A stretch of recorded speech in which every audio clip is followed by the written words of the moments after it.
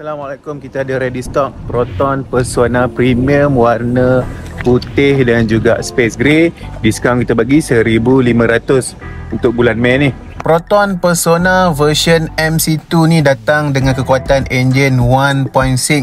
Dia punya horsepower 108 horsepower dan dia punya torque 150 Nm torque. Performance enjin Proton Persona ni hampir sama dengan dia punya pesaing Toyota Vios, Honda City, sama segmen sedan segmen B.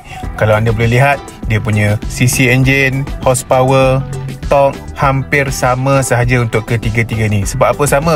Sebab mereka ni di dalam segmen yang sama, iaitu sedan segmen B.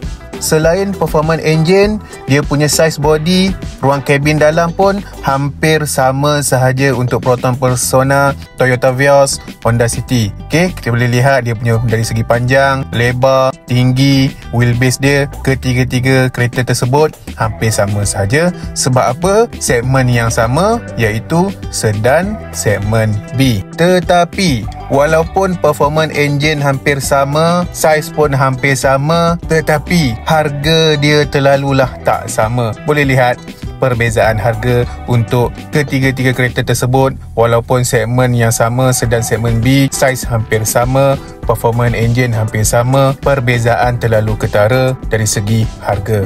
Sebab apa Proton Persona harga terlalulah mampu milik? Sebab Proton Persona ialah kereta lokal, kereta keluaran Malaysia. So cukai import, segala benda cukai yang lain-lain tak perlu bayar. That's why harga dia sangat mesra alam. Kita pun happy untuk membayarnya. Ini ialah estimate bayaran bulanan untuk Proton Persona. Actually untuk Proton Persona ada 3 pilihan spek: Persona Standard, Persona Executive, Persona Premium. Okey, untuk anda yang mungkin tak mampu untuk memiliki Toyota Vios, Honda City, harga mungkin terlalu tinggi untuk mereka yang gaji bawah RM3,000 tu. Kalau ingin memiliki sedan segmen B, Proton Persona lah pilihan yang paling sesuai untuk anda. InsyaAllah gaji bawah RM3,000 pun masih boleh adjust untuk lepas loan Proton Persona.